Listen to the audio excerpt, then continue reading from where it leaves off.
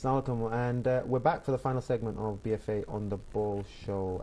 We have a special guest on to talk about some charity events that are taking place shortly, and I'm going to introduce you to him. He's to my left, a very familiar face on this channel. I probably don't need to introduce you, but I am. Brother Yahya, welcome. Assalamu alaikum. Wa alaikum assalam. How are you? I'm good, thank you. It's a pleasure to have you on the show. Yeah, well, it's a pleasure to be here. I'm used to watching you on the other side. And, yeah, I'm on the wrong side of the I love fence, I guess. Thank you so much. No, it's a pleasure to have you on the show. Thank you. We will come back to you because we just want to wrap up on our football side of things. Then we can talk about ELM and we can talk about the charity run. It's good. Don't ask me any football questions. I'll be lost. Be careful what you wish for. Okay. Okay. So, sure. Let's just wrap up on the first division because we touched on Newark before we left. We did, yes. Last season was a strange season for them. I know we talk about Newark. We talk about a big organisation who always do well in all the respective leagues that they play in. Definitely. Today they looked like a useful asset. Tell me a bit more about Newark. I mean, I think Sanabai was there, so he can probably say a bit more. But from what I know is that I think they've amalgamated their two 11-a-side teams that they used to play in two different divisions, so they've got just the one team at the moment now, so they're going to be a lot stronger. I mean, this is what I was going to say when I was talking to you earlier, is that Brick Lane and Newark are both Premier League teams from the Summer League that have come into the second. Like we were saying, both divisions look very healthy and very strong, and I think there's going to be some really tasty games coming up as well, definitely. I think them two together, I won't be surprised if they're title contenders. I know I'm chucking something in early here. Hold that thought. We'll come back to that. You know, Sanabai, you were there at the game. You were lining, I think, today. So tell us a bit about Newark. I'll have to agree with this comment you made earlier. They are probably one of the favourites having doing the lines today. As you said, both of their teams that actually merged, so they used to have one team in this league and another team on the other league. So they don't have that other team in the other league, so all their players and squad members are together now. People like Nana and Prince who play semi-professional level, they were there. They were playing today? They were both playing today, It's so you can imagine how good they were. They actually almost outplayed Poplar had to almost... Well, I don't know, almost. 8-2 sounds like a different... I mean, in terms of on the field... No, brother Yahya's laughing, he doesn't watch football. He understands those numbers. They did up really, really good in terms of keeping the ball, actually working exactly how they wanted to and scoring for fun, it seemed. But that's because they had the full squad out there. Yeah. And as you said, they are a Premiership team from BFA Summer League, so if they have all their players in the Winter League, I'm sure they're going to be one of the favourites to come up. Okay. Elsa, another new team. Yeah, definitely. I mean, I was playing against them this morning, and they started off a little slow because I think it's their first game. I think getting together, you could see they've played together as a team. Their passing around was nice. They started off with 10 men against us, but I mean, we started off really strong. But second half, I mean, first half was all ours. We was 3-0 at half time. Second half, we only got one more goal, but they came back at us at 4-2, and they were really attacking us before. I think they probably had some extra subs that had come along, and you could see that, in a way, the management were talking about this. It was a good thing that we had played them this early on in the league, because I think in a few games there'll be a stronger, tidier outfit, which is going to be playing some good football. I mean, E7B team speaks for itself, I suppose, because we respect the way E7 play their football, and I think in a way they kind of they mould their game very similar to the way E7 plays. You know, on the floor, passing about, moving quickly off the ball as well. And it's quite impressive to watch, definitely. Okay, I'm going to go back to the old now. Another quick question. Your tips for the Premier Division and the First Division. That's what you're here for. Let's put it out there. Who's going to take the Premier Division? If you have to give a 1 and 2 for the Premier Division. I'm going to go Premier Division 1 and 2. Okay. First, I'm probably going to go FC Bengals. Only because a few of their players played in the Summer League, just gone, and they were very impressive. I think he got a couple. We all know who you're talking about, the drugs. He got a couple again today. He's still looking there you go. immense. So, I mean, he's just carrying on from where he left off in the Summer League, because he was literally he was a monster on the pitch. He was just scoring everywhere. So that's one thing, I think. And I think second is probably going to be E7. I'll still put them as number 2, possibly. Ace is strong, but I mean, last season they started off well, but then they kind of faded away, so I'm not sure what the second half will look like for them as well. Okay, so we've heard it here. Shuel's predictions for the Premier Division is gone for FC Bengals to finish top, and followed by E7. First Division, quickly, just give us. I'm going to have to say it's going to be tight, but I'm going to say Newark and then Brick Lane. So that'll be tight because they are, like you said, Summer League, Premier Division, and they're quality outfits. But you've got the addition of Aberfeldy, you've got yourselves in that mix as well. It's going to be tight. It's going to be really interesting. I think we're there to play good football, and that's a good thing. I think I came off the pitch today and I thought, you know what, there was no scuffs, there was nothing at all. Even, you know, the ref was saying he had an easy game. Sanabai saying he had a very easy game to ref as well. So I think in a way we're respecting each other's football, and we're just playing football like we should do. And I think that's the way it should be, definitely. And the results would suggest, you know, that there wasn't any, apart from the Newark result, there wasn't any runaway winners. Really, they were all really tight games. So well done to everybody, guys. Keep it up. You know, that's the end of the CFL roundup for this week. You've heard his Shuel's predictions. We'll hold him to that. And so up until next week, I guess we'll chat more about CFL. But now, moving on, we have a special guest on the show. It's only right that we chat to him since he's made the effort. Brother Yahya, you're here. You've made the long journey from East London Masjid. Tell everybody for those that might not watch Channel S on a regular basis, and what you do and what your role is with the East London Mosque.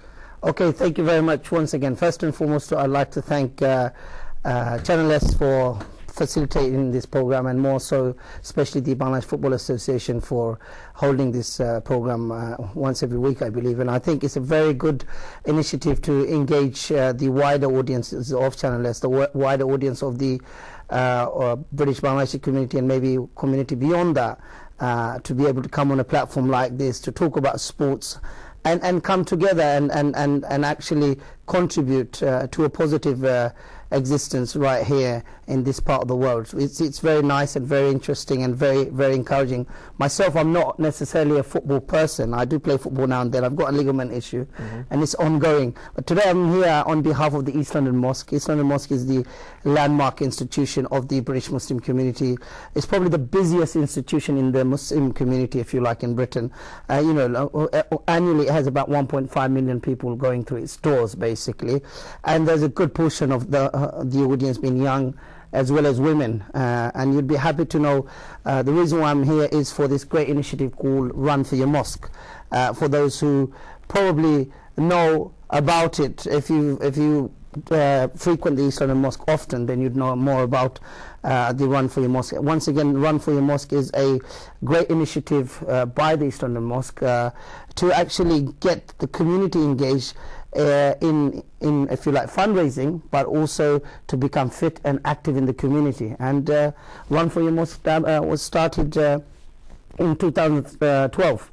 We're in the third year, and it's going to happen on Sunday the 21st of September at the famous Victoria Park near the Grove Road Junction, which is the main entrance to Victoria Park. Most people know that popular junction. That's where the run is going to start from. It's a 5-kilometer run, and it's going to start at 10 a.m. in the morning next Sunday. You still have the opportunity to register. It's a fundraising initiative. Don't forget, in 2012 when we started, we had 500 people, and then again in 2013 similar numbers, so almost 1,000 people were running directly in the actual run itself. It's 5 kilometers. So first year we started at the back of the East London Mosque, the famous Philgate Street, and it finished off in Milan Park. But alhamdulillah, we progressed coming onto Victoria Park in 2013, and again it will be from Victoria Park, 5-kilometer run. And we raised so far between the first run and the second run more than £250,000. That's when I say we, it means every one of those young people, elderly. I mean, it's runners are as young as 8, 9, and it goes up to. I was in a meeting last Friday gone, and so far we've got the eldest runner who's registered 71, basically. Wow. Yes. So you guys don't look like you're 81, so I'm sure you'll be able to join. Is nearly there. That's debatable. We're not sure how old he is. But this registration, people can't register on the day? Yeah, they can register. Definitely, you can register on the day. And by the way, just to say, the East London Mosque, although the word East London is there, London is the capital of the world. Okay, and for the Muslim community here in the UK, it's your institution. If something great happens, it happens in that particular institution for the Muslim community. So definitely, people from all over the UK, you can still come and participate. It may be a way of coming down for the weekend to London to see friends and family and catch up. You can go online and register.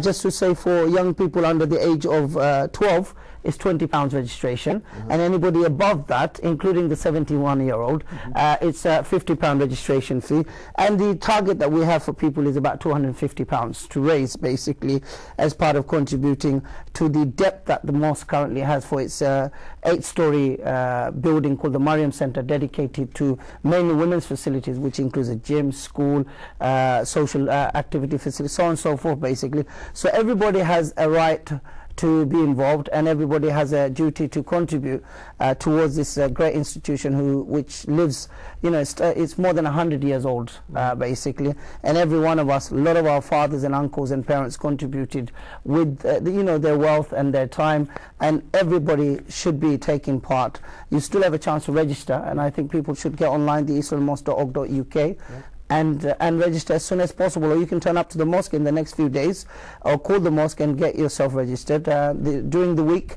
on Wednesday after Asr prayers, there will be again a session for registration, so those who want to come physically and register, you can do that. Everyone will be given a t-shirt, Run for Your Mosque t-shirt, and also a number, and there are also prizes, by the way.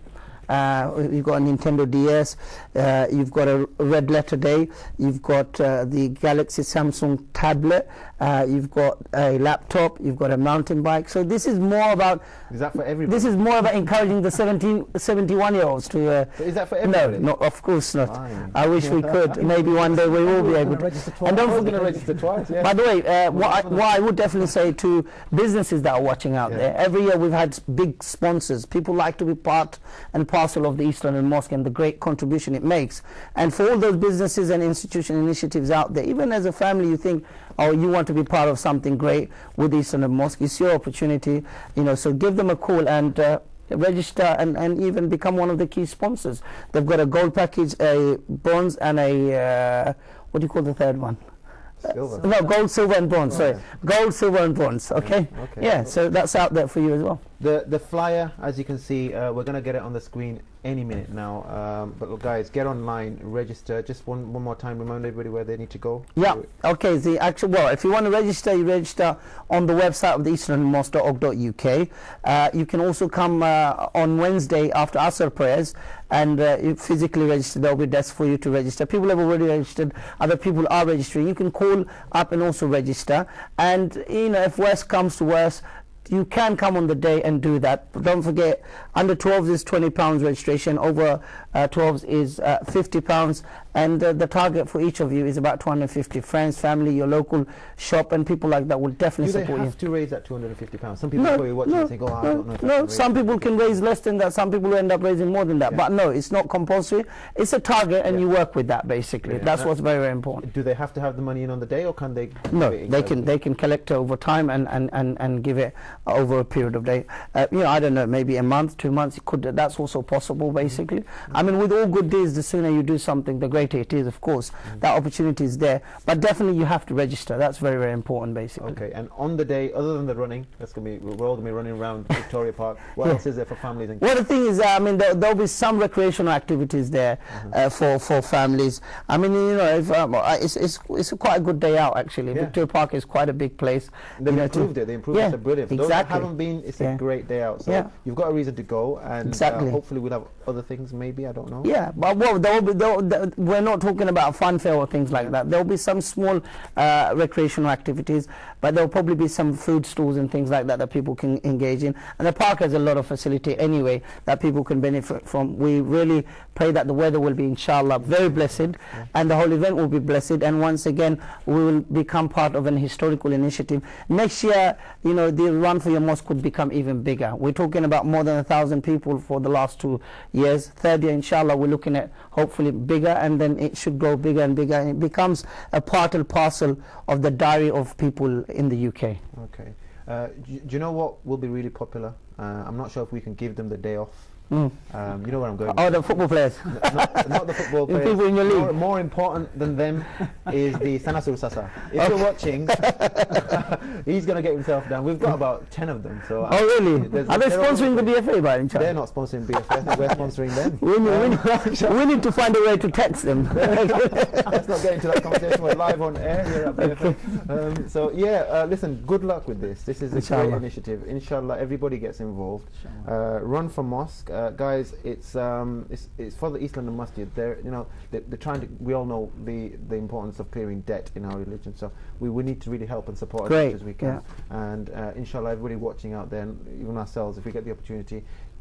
How does it work through can you come at any time, or you have to register and run from 10 o'clock, or can you come at any time? No, the run start. It's a marathon. If you've been to the London Marathon and others. What if I can run 5 kilometers in like 20 minutes? That's good. I mean, you'll be timed. 12? Oh, by the way, no, of course you can't. I'll catch up to the old men.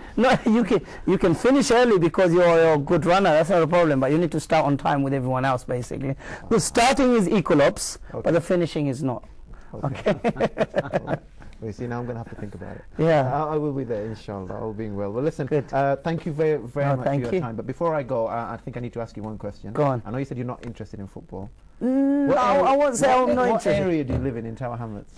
To be very frank and honest to the audience who deserve honesty, Allah has honored me to live somewhere else. Oh, okay. So life can begin in Hamlets but doesn't end there. Yeah, obviously. But where do you have? Actually, I'm actually in Redbridge. Oh, you're Redbridge. Okay, yeah, that's my area. Oh, really? Yeah, intelligent guy. This guy. Yeah, he knows what he's doing. So do you have a team? Do you have a local team that you support? Any of your friends? To be the most local team is Tottenham Hotspur for me. Them? Yeah, I mean I'm one of those supporters. When I first was introduced to British football, 1989 I believe it was. Yeah. 1990 was the first World Cup, and Lineker, Gascoigne, all the hot shots were all playing for Tottenham at that time. Yeah. So I had to find out, hang on, who do they play for? Because the introduction was England, and then I got driven to the fact that they were for Tottenham, and that's where my loyalty began, and it still is there. I'm not one of those floaty kind of supporters, you know. Good, that's good. Well, you obviously not, since you're still supporting Tottenham. Yeah. Well done. Congratulations on that. Well, local teams, I don't know. I heard something about the IFE guys. I hope they do well. They might get my support. They might. You have to go down and watch them. They might get my support, but they have to do very, very well to get that. Yeah. But all the best to that team, though. Yeah. Thank you, Yahya bhai. Thank you very much for your time. Thank you. Sanaba, you've seen this initiative. What are your thoughts on it? And it's a great initiative. As Yahya bhai said, it's been happening for the last 2 years. And it's a really good day out. There are, as you said, young people, really young people that participate. And we had players from Usmani, in fact, run and then come and play for the team. There you go. That's warm up for you. Warm a 5 kilometer run to warm you up. That is. That's right. Before, so it's good for everyone. No excuses. No excuses. The other thing as well is that it gets quite competitive with some of the ones that come in. I think some of them are. They actually are. They look like the track and field runners. They really are. They're doing it under. Yeah. Like 12, well, there's some serious runners there, by the way. They actually compete. 13 minutes. Yeah, they're actually competing. Yeah. Well, listen, there's a challenge for everybody out there. Tower Hamlets Youth League. We've got the cup competition on a Saturday, but they don't play football on a Sunday. Teams out there, get yourselves registered onto this and send your boys. 10 o'clock, Victoria Park. It's a challenge. There you go. A team challenge. Who can we top? You know what? The winner. Look at this. The prizes that are available. Nintendo Wii. Yeah. The winners again. What can they get? Mountain bike. So once they win, they could go home on a bike. On a bike. There you go. Yeah. You come on a coach and you go home on a bike. Exactly. What do you want? Yes. Okay, guys. Thank you very much. Thank you. It's been educational. Thank you. It's been interesting. It's been fun. I think we're out of time for today. We've talked about Tower Hamlets Youth League. We've talked about Community Football League down at Wanstead. Quickly, I want to touch on the other activities that are going on at BFA. Still going on. It's non-stop football. It's non-stop activities at BFA here. The Bangladesh Football Association Football Academy, which takes place on a Thursday, every Thursday at Mile End Astro from 5:30 to 7 o'clock. I was going to involve Sanab. I want to bring him back on the show to talk about the academy because he's now got a different role. He is now the football development coach down at, and he's going to be overseeing the academy. We've got some good things happening down at the academy. We will talk more about that next week, hopefully.